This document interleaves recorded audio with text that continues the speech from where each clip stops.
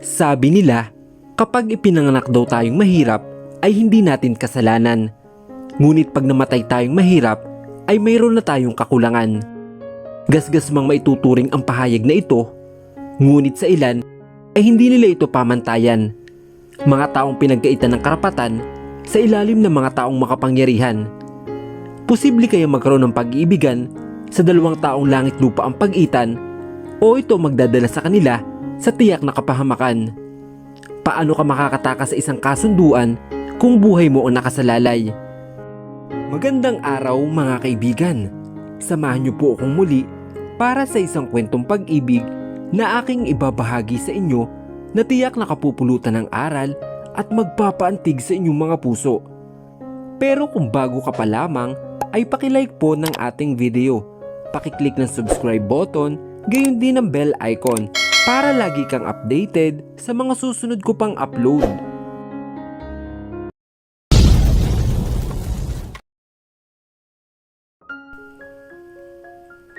Isang palaw ang bumulabog sa asyenda na nagmumula kay Amanda habang tumatakbo para hanapin ang kanyang ama.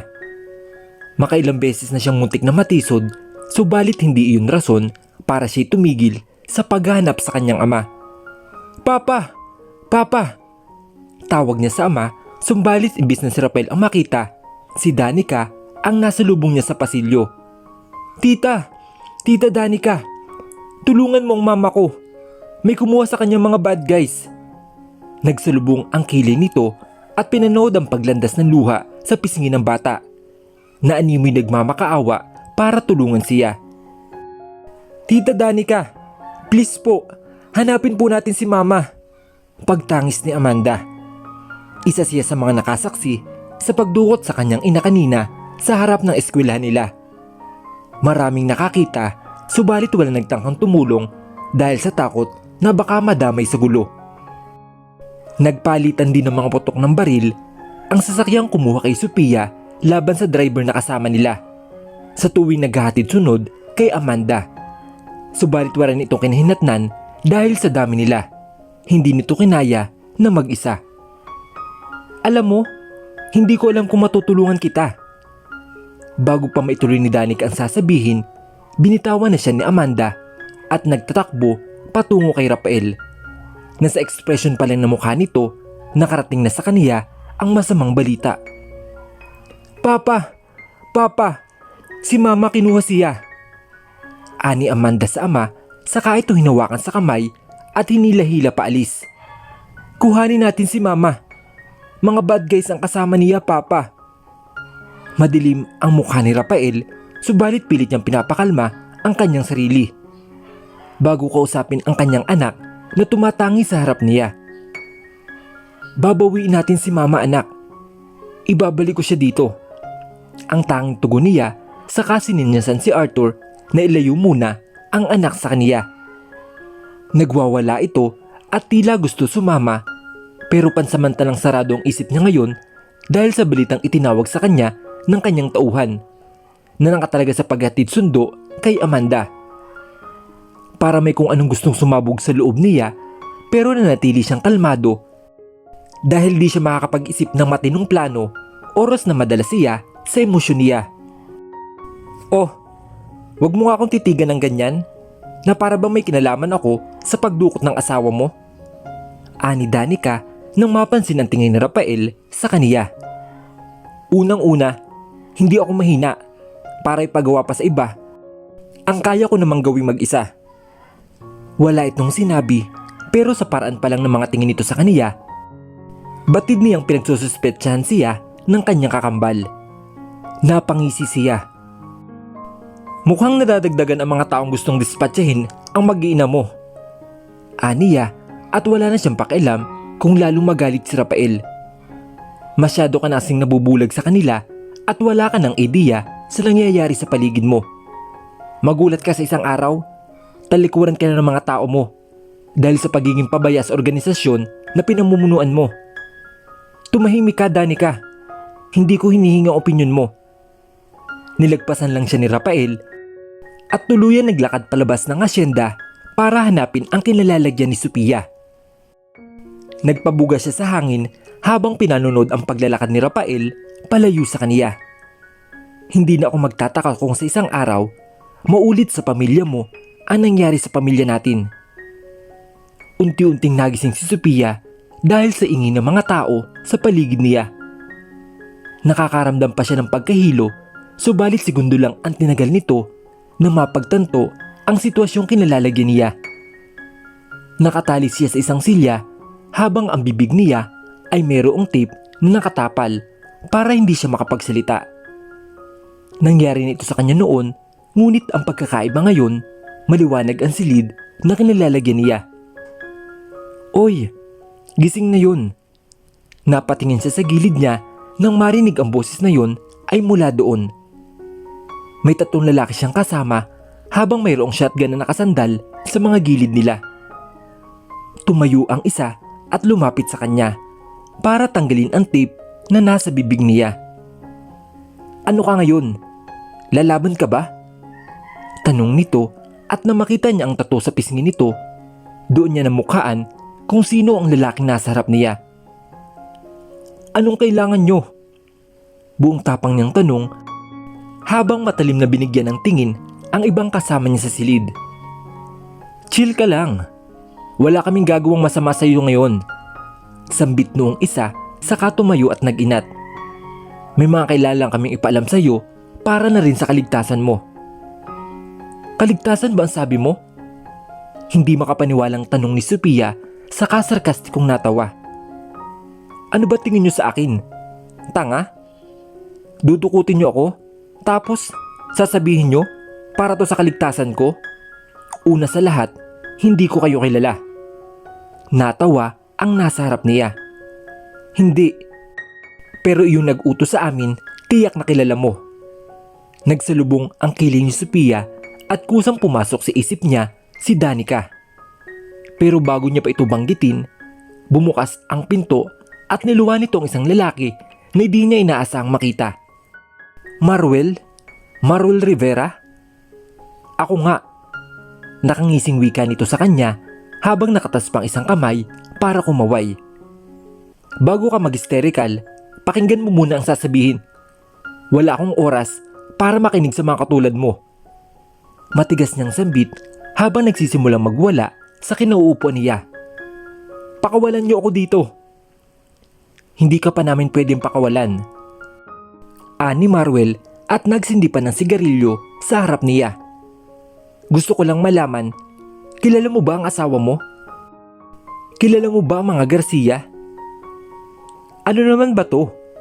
Kung may sasabihin ka, diretsuhin mo na ako. Hindi yung kung san-san ka paliliko." Aniya na kinatawa ng mga taong kasama niya sa loob ng silid. "Napaka-mainipon mo naman. Huwag ka nga excited. Wala na kasing thrill kapag pinasok agad. Dapat dahan-dahanin para mas exciting. Hindi ba mga pre?" At lalong napuno ng tawanan ang silid dahil sa sinabi ng may tattoo sa pisngi. Mga manya kayo.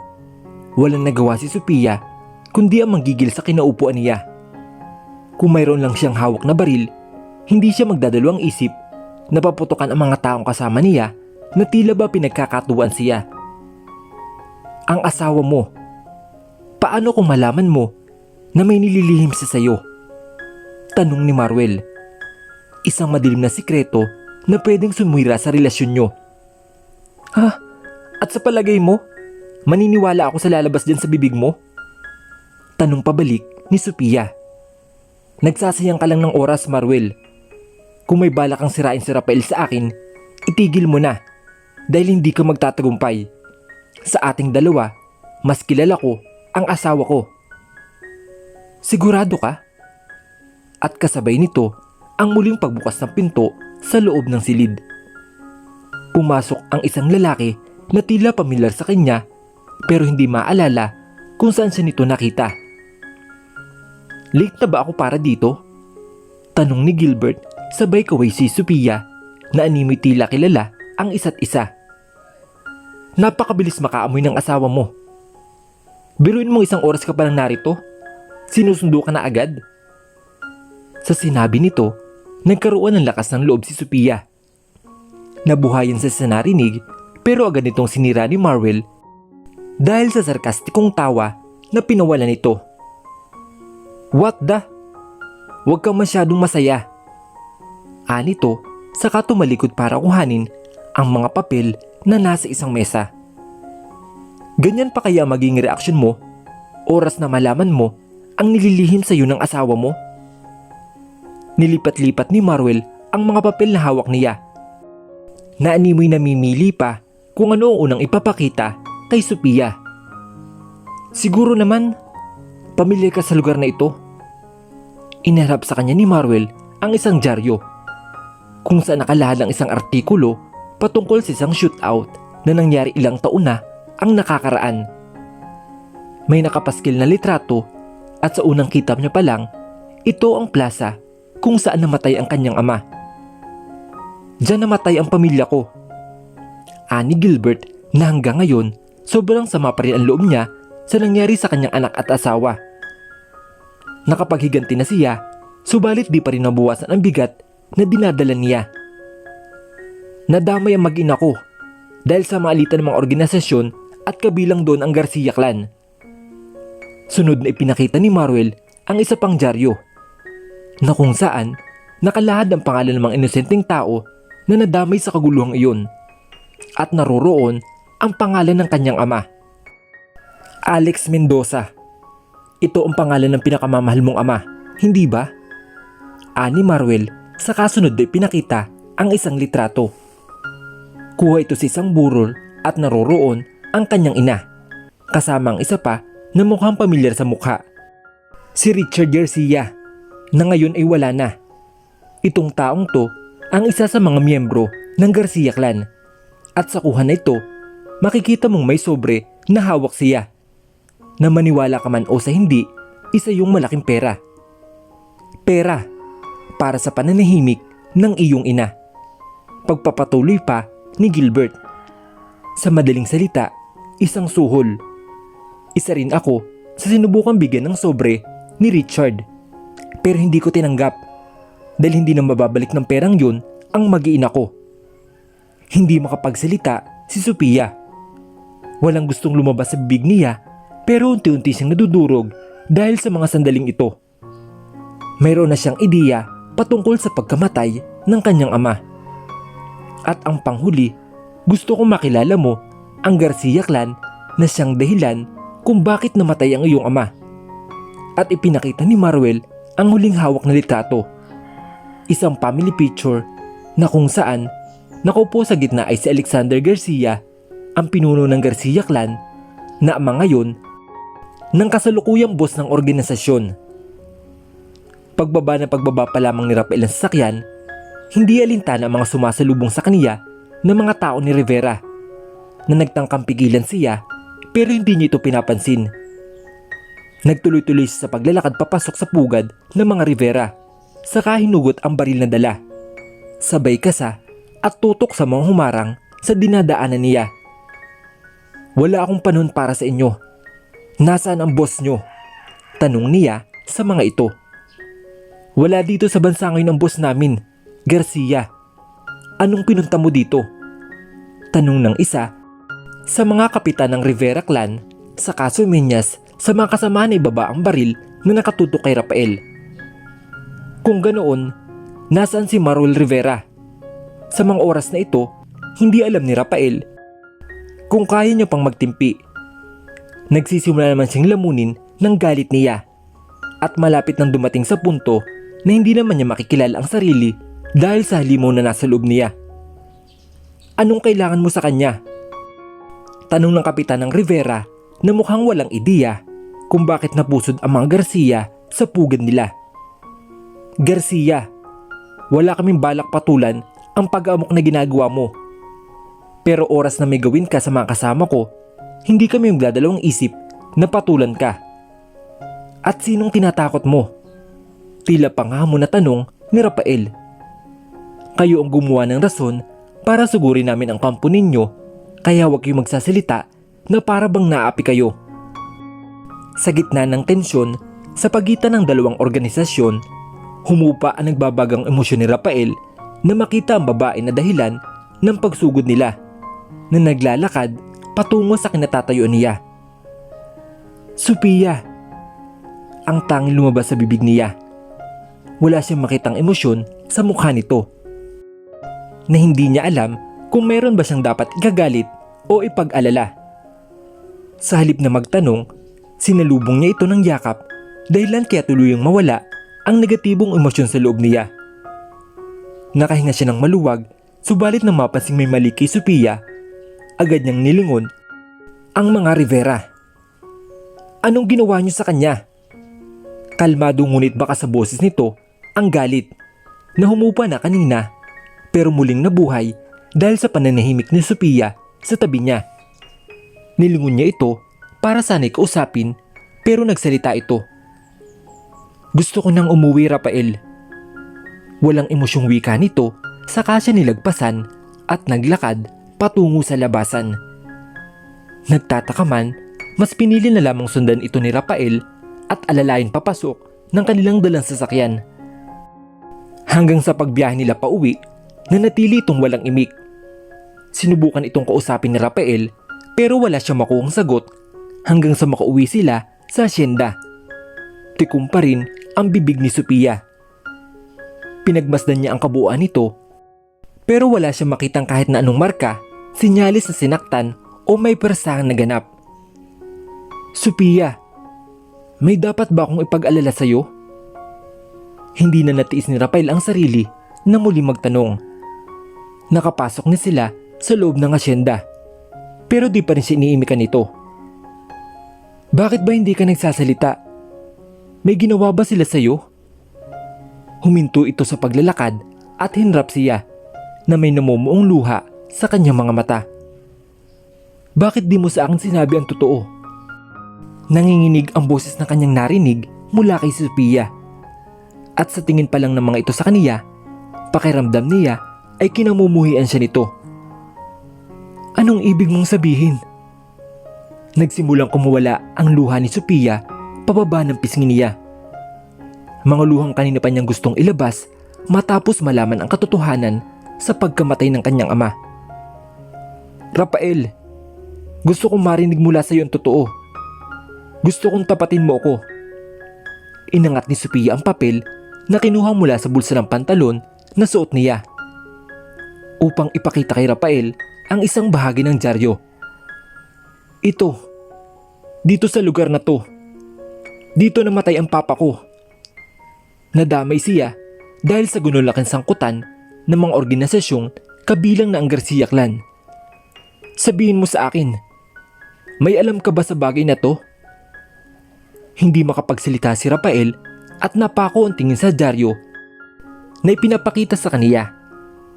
Saglit na nablangko ang isip niya pero sa nakikitang reaksyon ni Sophia, hindi niya kailangang marinig ang sagot nito dahil na nakaukit na sa mukha ni Rafael ang sagot na hinahanap niya. Mula sa ikalawang palapag ng asyenda kung saan naroroon ang kwarto ni Danica, rinig niya ang mga boses sa ibaba na tila ba mayroong nagkakagulong mga tao. Dala ng kuryosidad, tinigil mo niya ang pinagkakabalan sa laptop upang sumilip sa nangyayari sa labas at nang dumungo siya sa railings, doon niya nakita ang mag-asawa na sa kanyang palagay, mabigat at malaki ang pinagtatalunan. Kita niya ang mga luhang dumadaloy sa magkabilang pisngi ni Sophia habang ang kambal niya ay tila problemado at di makagalaw sa kinatatayo nito. Bakit di mo sa akin sinabi? Bakit inili mo sa akin yung bagay na yun, Rafael? Halos mabasag na ang boses ni Sophia dahil sa sakit na nararamdaman ng puso niya. Mabigat at tila ba pinipiga ito dahil sa katotohanang nalaman niya mula pa sa ibang tao. Hayaan mo muna akong magpaliwanag, Sophia. Rafael, gusto kong malaman kung bakit inilihim mo sa akin ang totoo. Anong dahilan? Napasabunot na lang ang buhok si Sophia dahil sa dami ng gusto niyang sabihin. Hindi niya alam kung ano ang unahin. Rafael, bakit sa iba ko pa kailangang malaman? Wala ka bang balak sabihin sa akin ang tungkol dito? Maniwala ka, Sophia. May balak akong sabihin sa iyo ang tungkol sa ama mo, pero naghahanap lang ako ng tamang tiyempo. Kailan pa yung tamang tiyempo na yan? Sa susunod na buwan? Sa susunod na taon? Hanggang sa di mong masabi sa akin dahil natatakot ka sa magiging reaksyon ko? Sunod-sunod na tanong ni Sophia. Rafael, natural, magagalit ako. Yung papa ko, namatay dahil sa gulo ng organisasyon nyo. Maraming madamay na inosenteng tao at kabilang doon si papa. Naghalo-halo ang bigat na emosyon na pinawawala ni Sophia at hindi niya malaman kung ang iyak niya ba ay galing sa sakit, sa lungkot o sa galit. Si Richard Garcia, kaya pamilyar ang mukha niya sa akin noon pa, ay dahil minsan ko na siyang nakita nung nagpunta sa burol ni Papa. Hindi para makiramay, kundi para magbigay ng pera, kapalit ng pananahimik namin. Nagsisimulang magbaga ang mga luhang lumalandas kay Sophia. May kirot, subalit unti-unti itong nalalamangan ng pagkamuhi dahil sa angkan na kinabibilangan ni Rafael. Kaya pala wala na kaming balita sa may hawak ng kaso dahil binulag nyo rin sila sa pera. What the? Ang daming na tao sa gulo na yun. At alam kong hanggang ngayon, marami pa kaming umaasa na mabigyan ng katarungan iyong mga inosenteng tao na binawi ng buhay dahil sa inyo. Aniya habang diretso ang mga tingin sa mata ni Rafael. At hindi niya mabasa ang nasa isip nito dahil blanko ang ekspresyon ng mukha nito. Pero sa bagay, bakit kailangan pa namin maghintay ng hustisya kung pinagbayaran ng magulang mo ang kaguluhang ikinamatay ng maraming tao? Sa sinabi niya, dumilim ang mukha nito. Naikuyom ang kanyang kamao at halatang nagpipigil ng emosyon na maaari magpaliyab palalo ng tensyon sa pagitan nilang dalawa. Nagsusukatan silang tingin pero nanatiling tikom ang bibig ni Rafael na siyang lalong kinagalit ni Sophia. Alam mo, sa itsura mo, parang wala ka talagang pakialam. Ni hindi kita makakitaan ng simpansya man lang, Rafael. Itinaas ni Sophia ang kanyang kamay at ipinakita ang singsing na nasa daliri niya. Sabihin mo, Rafael, dapat pa ba nating ituloy ito? Kasi pakiramdam ko, iyong mapapangasawa ko, hindi ko pa lubos na kilala at marami pa siyang tinatagong lihim sa akin. Blanco. Wala pa rin siyang makitang emosyon kay Rafael na animoy hindi narinig ang sinabi niya. Senyora. Napalingon siya sa tumawag sa kaniya at ngayon lang napagtanto na marami palang tao sa asyenda ang nakakasaksi sa pag-aaway nila ni Rafael. Maaari kayo mag-usap ni Senyor sa pribadong lugar dahil nasa kabilang kwarto lang ang anak ninyo. Hindi maganda sa bata na makitang nag-aaway kayo. Manang Linda, tawag ni Sophia sa kasambahay na itinuring niya ring ina dahil sa paggabay nito sa kanya noong nagdadalang tao siya. Kung natatandaan niyo nung buntis ako, pinagbabawalan niyo akong lumapit kay Richard Garcia, hindi ba? Bakit po? Ano pong dahilan? Hindi makapagsalita si Manang Linda. Ngunit makikita sa mga mata nito ang kasagutan. Huwag niyong sabihin na sa una pa lang. Meron na po kayong alam tungkol dito. Patawarin mo ako, Sophia. Mariin siyang napapikit at unti-unti nakaramdam ng panghihina ng tuhod dahil pakiramdam niya pinagkaisan siya ng mga tao dito sa asyenda. Bumalik ang dati niyang pagkasuklam at pandidiri sa mundong kinabibilangan ng lalaki sa harap niya. Dahan-dahan siyang umatras palayo at nang magtangkang susunod si Rafael sa kaniya, mabilis niyang kinuha ang baril na nakaipit sa pantalon ni Arthur at itinutok ito sa mga taong nasa harap niya. Subukan mong sumunod. Nanginginig ang kamay niya kung kaya't mahigpit niyang hinawakan ang baril sa takot na ito'y mabitawan. Sophia, pakiusap. Ibaba mo yan. Mag-usap tayo. Kalmadong pakiusap ni Rafael, ngunit dito nakinig. Dahan-dahan itong umatras palabas ng asyenda at mabilis na tumakbo palayo sa kanila. Mariing napapikit na lamang si Rafael saka pinanood ang paglayo ni Sophia hanggang sa mawala ito sa paningin niya. Paano mapapatawad ni Sophia si Rafael gayong nalaman niya sa nakaraan na may kinalaman pala ang pamilya ng taong pinakamamahal niya sa pagkamatay ng kanyang ama? Paano maiisalba ng pagmamahal nila sa isa't isa ang mapait na nangyari sa nakaraan? Ano ang naghihintay na kapalaran sa kanilang pamilya? Sabay-sabay po nating tunghayan sa susunod na kabanata ng ating kwento. Hanggang sa muli mga kaibigan. Paalam!